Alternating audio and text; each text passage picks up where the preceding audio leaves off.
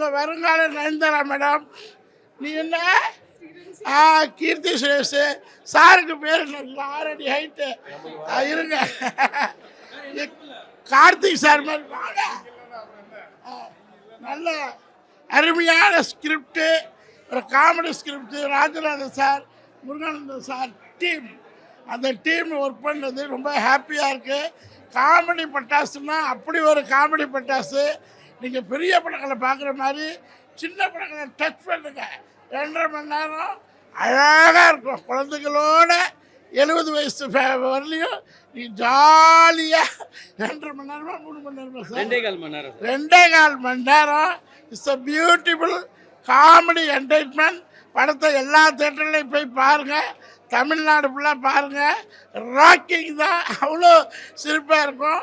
சதுரங்க வேட்டையில் எப்படி நட்டி சார் டெடிக்கேட்டடாக ஒர்க் பண்ணாரோ அதோட சாமிஜி கேரக்டர் சூப்பர். 15 ஆண்டு காலமாக இந்த பாட்டை கேட்டதே இல்லைல்ல, சாமிஜி பாட்டு.